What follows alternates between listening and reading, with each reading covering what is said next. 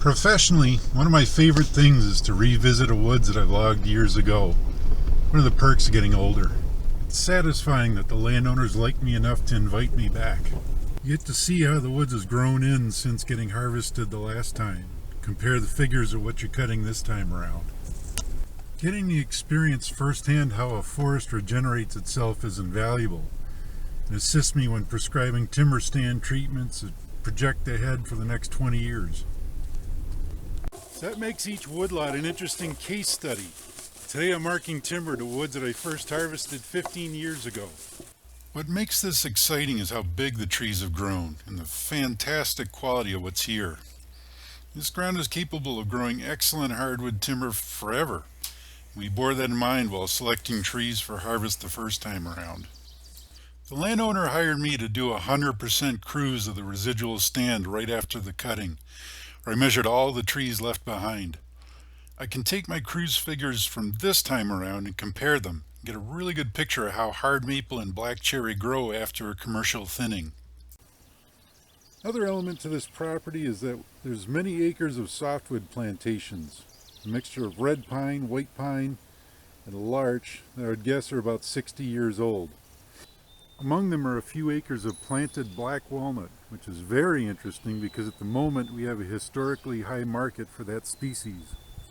Even middling grade walnuts like we have here are worth more than the highest quality hard maple.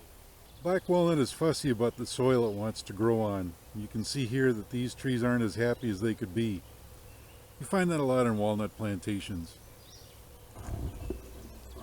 This particular microsite doesn't have quite the perfect blend of aggregate, fertility, and drainage that makes walnut thrive.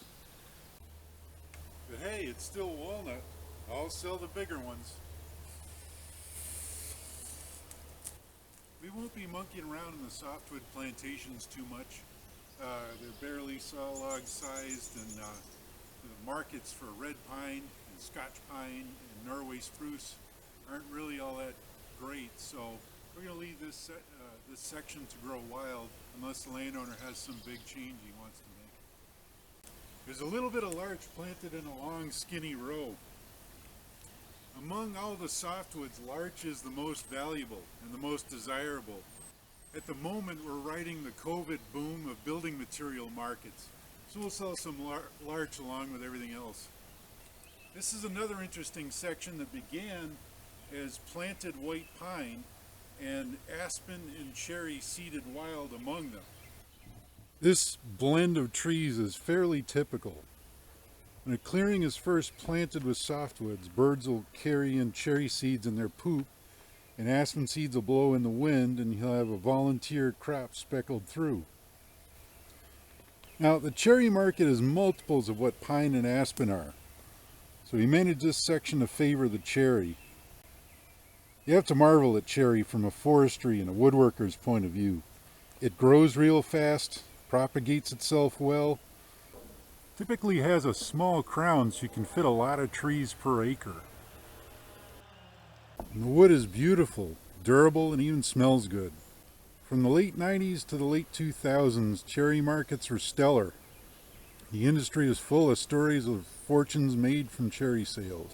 Since the crash of 2008, cherry hasn't regained its former glory, but it was fun to be around while it lasted. And nowadays, cherry is comparable to hard maple and oak, the bread and butter species. So it pays to nurture it on your property. So what we did in this section was to cut all of the aspen and pine from in between these young cherry, to give them room to become a few acres of excellent quality timber. Most of them are still pole-sized, but you see how we can nibble at the edges to take the bigger ones, now that they have filled in enough to once again need a little thinning. So the cut stumps can tell you a few things about the wood's history. Very often you'll see a young forest that's growing fairly unfettered. It just grows really fast up to the point where the trees start to crowd each other. Then you see a kind of an era where it just slows right down because it's growing vertically rather than outwards. So by doing the thinning we just did, we're hoping to release the tree where it can put on a major growth spurt leading up to the time we harvest it. It always tell where I've done some chainsaw culling. I leave these high stumps to save wear and tear in my back.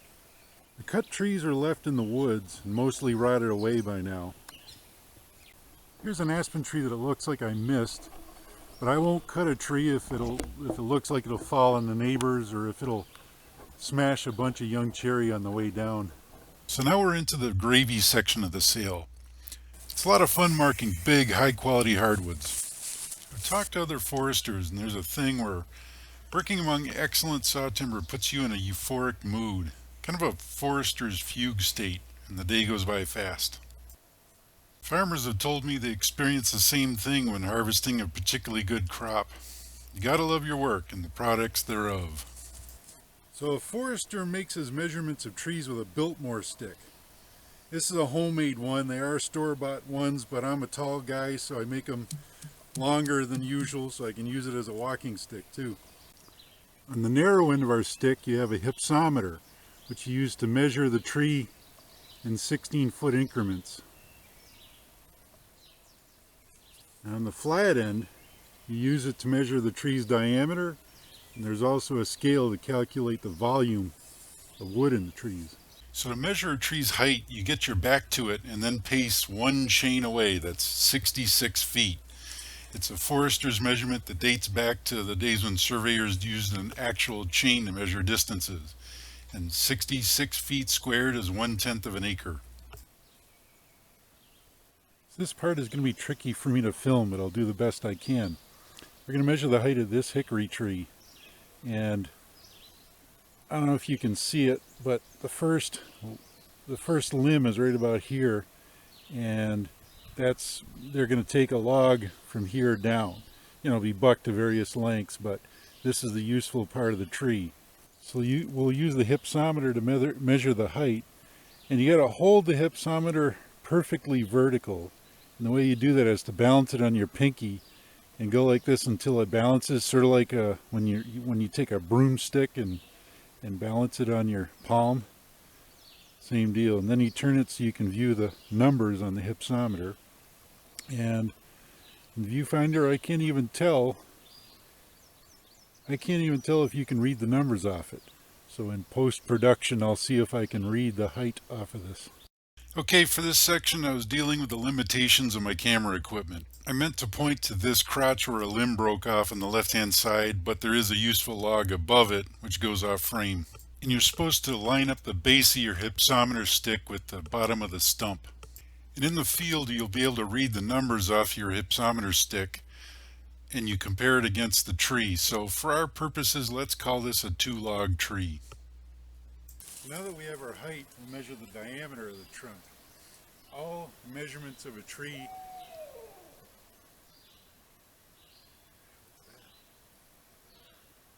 It's an owl, I think. Huh. That was loud. All measurements of a tree are taken at DBH, that's diameter at breast height, which is 4.5 feet off the ground. So in your first week of forestry school, you find DBH on yourself, which on me is right here, and you also calibrate your pace. There's an owl real close to us. Hope we don't bug him too much. He probably has chicks with her. So the way that a Biltmore stick works is that your eye must be 25 inches from the stick, which is the average guy's reach is. And the camera is set up 25 inches from the trunk. So you lay the stick up against the trunk, perpendicular to your eye, and then you slide the one end until it's flush with the left side of the tree, and you take your reading off this side, which is a 22-inch diameter, and we read our volume off this table. Now, you'll notice that this is a pretty heavy cutting that we're doing in this section. This is because of the landowner's goals. They'll be selling the land and moving away within a couple of years. Markets are decent, so this timber is a liquidated asset. This is in stark contrast to the last time we logged here. Back then, the landowner came with me and there was a fair amount of conversation over each marked tree. pretty fussy about what goes on his property. The thing I'm not thrilled to see is that a lot of the trees have these egg cases of gypsy moths. You can see the caterpillars are just hatching here, and some of these trees have quite a few egg cases on them. The caterpillars hatch and they climb straight up the trunk of the tree to the top, where they can immediately set about chewing up the crown of it. This might be a bad year. But you can predict that were this land to be sold with the timber, the guy would have to come up with a dollar for dollar value of everything standing, and then cut it just as hard to make his money back. And the assessment would balloon to include the timber value, on which he'd have to pay property taxes even after the trees were cut. Cutting it the way we're doing is just good business. It's true that I don't like aggressively cutting most properties. Last time we logged, within a couple of years you could barely tell that we were here. You can regard this sale as a culmination of 15 years of intensive management. It's no accident that what stands here today is so nice. You'll notice that throughout this section there's very little low-grade species like beech or aspen. Those were taken out the last time, so all this awesome maple and cherry could have room to grow. However we cut it this time, we haven't fundamentally changed this ground's capacity for producing great timber. We are in a bedroom community to Buffalo, New York, so the possibility for a future major change in land use is always there. But that's beyond my control. So I hope you've enjoyed coming along with me as I work on this contract. This is a good property to show you. I've got my long history with the landowner, varying cover types, the historical cruise information, and pre-commercial thinning. It gives you an idea of the kinds of things a forester considers when managing a client's woods.